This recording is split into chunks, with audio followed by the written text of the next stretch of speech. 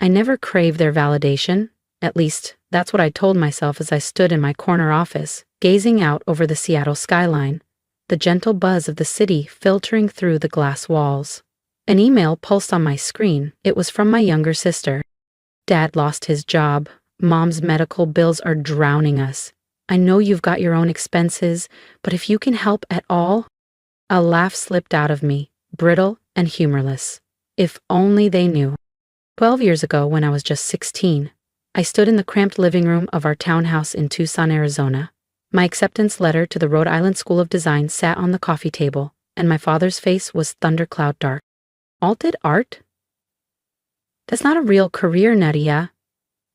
He waved the letter like it was infected. You're going to waste your life chasing nonsense. Grow up. My mother hovered near the window, silent and faded. She rarely spoke up when he exploded, instead folding into herself, leaving me alone to weather the storm. I've got a partial scholarship, I murmured, and I've saved from tutoring and summer jobs. It's enough. No. You're going into engineering like your sister. End of discussion. But for the first time, it wasn't. No. That single word cracked something open in both of us. His face flushed, fists clenched at his sides. Then get out? Think you're so independent? Prove it. Just don't come crawling back.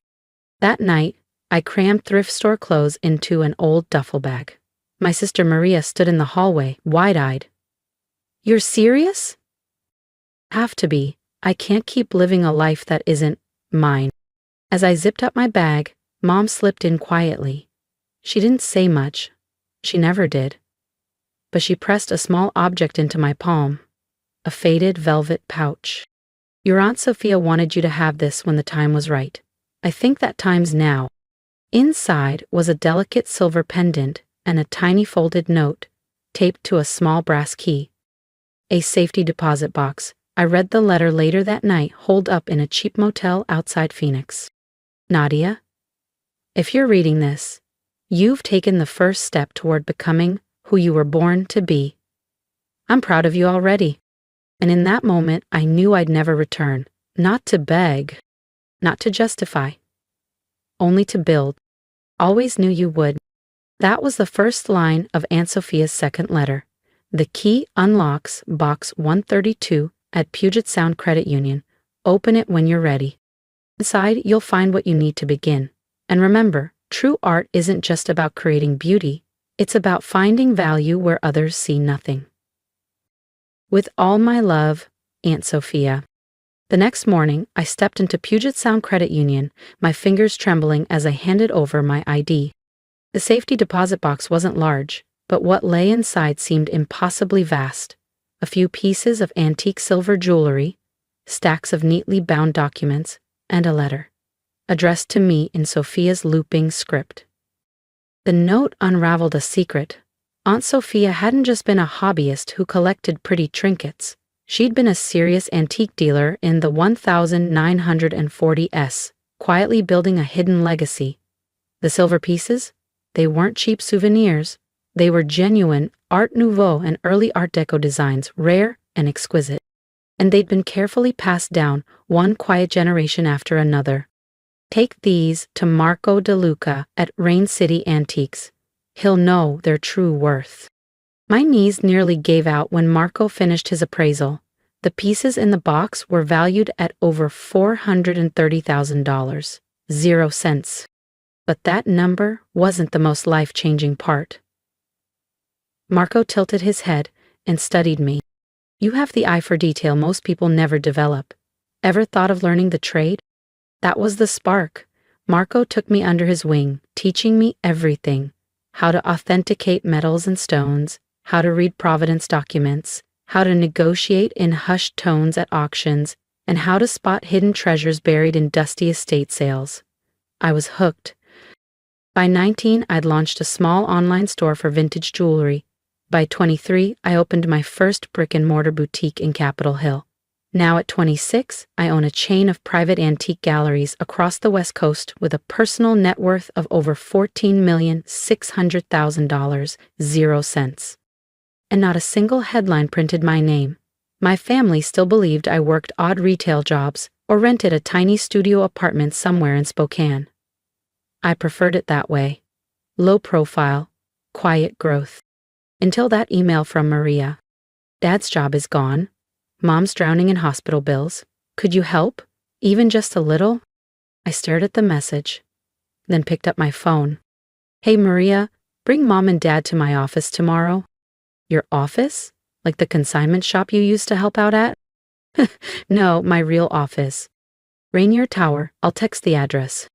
Maria laughed uncertainly. We'll see. Rainier Tower? You can't just walk in there pretending. I smiled, glancing at the sweeping city views outside my windows. I bought Rainier Tower outright last spring. Trust me, Maria. They'll let me in. Just be there. 9 a.m. And Maria, tell Mom and Dad to bring every page of their mortgage paperwork. Absolutito infacile. The next morning, I stood at the window of my office, top floor of Rainier Tower, watching as my family's weathered blue SUV pulled into the private entrance below. Even 30 stories up, I could sense the uncertainty in their movements as a uniformed security guard stepped forward, guiding them past the main lobby to the executive elevator reserved for only a handful of occupants. A gentle chime from the intercom broke my focus. Ms. Rousseau, your family has arrived, my assistant said. Send them in, I replied, my voice calm as I turned from the window to face the door. The moment they crossed the threshold, I saw the shock ripple through them. Dad froze in the center of the sleek office, eyes darting over the polished walnut floors and floor-to-ceiling windows, framing a sunlit Seattle skyline. Mom clung to the doorframe, her gaze sweeping across the space in stunned silence. Maria stood stiffly behind them, blinking rapidly, as if trying to erase the scene by sheer willpower. They'd come expecting a cramped consignment shop, a shared workspace at best, not a high-ceilinged gallery office hybrid adorned with rare Art Nouveau sculptures and glass cases showcasing antique silver and precious gems, not a custom-designed rosewood desk, once part of a Rockefeller estate, and certainly not this panoramic view of Seattle, sprawling beneath me like a quiet triumph. Nadia? Mom whispered, voice trembling. What is all this? I gave her a gentle smile. This is my office. Welcome to Rousseau Fine Art and Antiquities. My father's expression darkened, cycling from confusion to indignation to rage in seconds. No, he barked, stabbing a finger in my direction. You work retail? You live in a tiny apartment? He scoffed. I've seen you post pictures of cheap dinners and laundromats. I stepped closer to a glass case and tapped lightly on the surface, indicating a delicate Art Deco brooch I'd once purchased for just $700, 0 cents. Actually, I'm the CEO and founder of the largest private antique brokerage on the West Coast. Those posts? They were stage, carefully curated fiction. Maria's mouth fell open, but no words emerged. The Rainier Tower, she finally stammered. Belongs to me, I finished softly. Technically, the property was under the firm's name, but since I owned the firm, it was mine all the same. That's when Dad exploded. You kept this from us? We're your family? Secretly, What? I cut him off. Secretly succeeding, building something real, proving you wrong. I walked back to my desk, sat down and nodded toward the folder clutched in his hand. Now, let's talk about your mortgage. A heavy silence filled the room. Dad's anger evaporated into stunned quiet. Mom reached out, fingertips tracing the polished edge of my desk, searching for proof this wasn't some impossible dream. And if you think that conversation was intense, just wait until you hear what I told them next. Stay tuned. There's more to how I turned silence into power. Maria just stood there, lips parted, staring at the original Chihuly sculpture shimmering beside my espresso station. I opened my laptop, clicked into my business dashboard, and slowly pivoted the screen toward them. Since we're being truthful now, here's my current balance. $14,236,542, 0 cents. Mom let out a sharp gasp, her hand flying to her chest.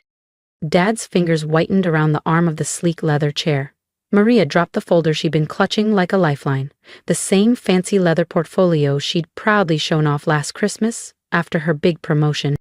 "This," I said calmly, sliding a thick file across the desk, "is why you're here.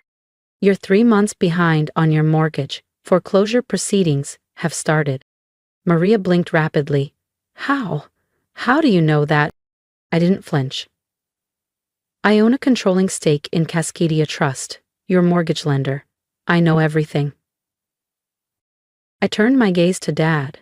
"Your risky day trades, Mom's medical bills." Then to Maria. "And your condo flip in Capitol Hill, completely underwater." For a moment, the room was painfully silent, except for the quiet hum of the city outside. Finally, Dad's voice scraped its way out. "You knew we were drowning and said nothing? We're your family, Nadia." I rose slowly, placing both palms firmly on the cool surface of my rosewood desk. "Do you remember the night you told me to leave? Don't come crawling back when you fail." Those were your words. "We were trying to protect you," Dad protested, eyes narrowing in defensiveness. "No," I said, my voice calm but implacable. "You were trying to control me. That's not the same thing." I walked over to the vast window, the Seattle skyline blazing with sunlight, the Space Needle visible in the distance, a symbol of the empire I'd quietly built over the past decade. 10 years, I continued softly, no help, no faith, just me, my instincts, and the key Aunt Sophia gave me. Mom's eyes snapped up, confusion written across her face. "Sophia, what did she give you?" "Faith," I said, turning back toward them. "She believed in me when none of you did. She knew I'd build something real." I let my gaze sweep across their stunned faces. "Every holiday you mocked me. Still playing with antiques, Nadia? Come work as Maria's assistant, Nadia." Maria dropped her eyes to the floor. "But now," I continued, voice low and steady, "now that you've seen my bank balance, suddenly I'm worth your time again. Suddenly, I'm family." My father sat up straighter, slipping into his business tone. "We can talk about all this later. Right now we need to—" "Stop right there," I cut in, raising my hand, my voice cool as steel. "Before you say anything else, let me show you something." I pressed a discreet button on my desk. Behind me, the massive digital screen embedded in the wall flickered to life. One by one, file windows blossomed across the display. And what I revealed next changed everything, for them and for me. If you're as curious as they were, make sure to subscribe so you don't miss the next chapter of how secrets became my greatest power. Bank statements, property deeds, loan, defaults, investment records. "This," I said steadily, sweeping my hand toward the glowing screen, "is everything. Every loan, every debt, every bad decision. The total amount to wipe the slate clean and stabilize everything is exactly $2,400,000. 0 cents. 0 cents. My father's eyes flickered with something I hadn't seen in a decade. Hope. Maria's lips parted, caught between disbelief and relief. Mom reached out, brushing her fingers lightly over the back of my hand. I pulled away gently. "I've had that money set aside in a reserve account for years," I continued. "Every time the foreclosure letters came, every time things spiraled, I was watching, waiting." "Waiting for what?" Maria whispered. "To see if any of you would change, if you'd take responsibility, but you never did." I rose from my chair again, letting silence expand in the room until it pressed against the glass walls. "Instead, you borrowed more, mortgaged the house again, blamed bad luck." I crossed the room and sank back into my desk chair, sunlight glinting off the Chihuly sculpture behind me. "Here's what's going to happen," I said, my tone crisp. "I'll clear every debt, I'll save the house, and I'll set up a trust to keep all of you financially secure." Voices burst out in overlapping relief. I lifted my hand again, and the room fell silent. "But," I said firmly, "there are conditions." The air went still.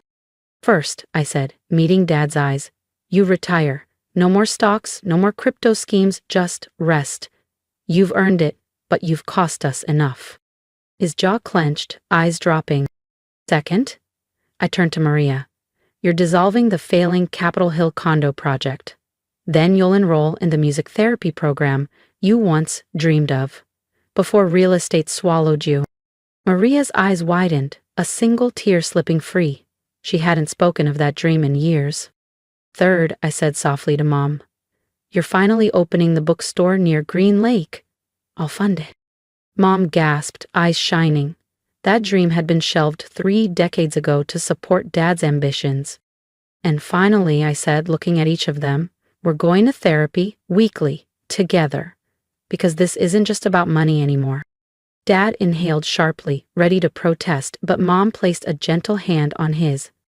We'll do it, she said softly. All of it. I nodded once and pressed the intercom button. Jasmine, bring in the contracts. These documents make everything official, I said, passing the thick folders across my desk. Take them home, read every line. They nodded, still rattled. Dad's hands trembled as he held the documents like they might disappear. As they turned to leave, I spoke once more, voice soft but unwavering. And Dad, that thing you said 10 years ago about me calling when I failed? He turned, his face tangled with guilt, pride, and regret. I never failed, I said quietly. I just succeeded without you. They left without another word, the silence trailing behind them like a shadow. I stood at the window, watching their SUV merge into Seattle traffic. Moments later, Jasmine stepped in and set a cup of chamomile tea on my desk. You okay? She asked gently. I paused, thinking of those lonely nights working until dawn, the empty holidays, the moments I doubted everything. Then I thought of this. Peace. Clarity. Yeah, I said finally, a small smile tugging at my lips. I think I finally am. The next morning, they returned with signed documents, tentative smiles, and the weight of a different future hanging between us. It didn't change everything overnight. Years of silence and wounds don't disappear with a signature, but it was a start. Dad, truly retired this time, apologized to me one quiet morning over coffee. I didn't cry, but his words cracked something open. Mom opened the Violet Finch bookshop in Fremont, a cozy place between a record store and a coffee roastery. Locals love it, so does she. Maria dissolved the condo project and enrolled in music therapy. Now she teaches at a community center in Ballard. Her laughter doesn't sound forced anymore. As for me, I kept building, but no longer in hiding. No more shrinking my wins. No more pretending to be small so others felt bigger. Because real power isn't proving people wrong, it's proving yourself right. On my desk sits Aunt Sophia's old jewelry box. Inside is the one piece I never sold. A simple gold locket, her photograph tucked inside. On the hard days, I open it and read her note again. True art isn't just about creating beauty. It's about recognizing worth where others see none. She was right. And the rarest treasure I ever discovered was my own worth. If my story resonates with you, drop a comment below. Tell me your aha moments. Share if you've ever had to walk away from those who didn't believe in you, or if you're still searching for your voice. This isn't just my story. It's for anyone who's been underestimated, dismissed, or quietly pushed aside. Let's connect. Let's build a community for builders, dreamers, the black sheep turned visionaries. I didn't share this for pity or praise. I shared it because we're often told to shrink ourselves to keep others comfortable, because ambition is labeled defiance instead of growth. My advice? Don't wait for permission to become who you're meant to be. Choose yourself, even when no one else does. For those still in the fight, keep going. The loneliness won't last forever. Your work matters. You matter. One day, when those who doubted you finally see what you've built, you won't need their validation. You'll already have your own. If you're ready to support stories like mine and others who've turned pain into power, hit that subscribe button. Let's keep telling stories that matter. And if you're harboring dreams you haven't spoken aloud yet, let this be your sign. You don't need their approval. You just need to start.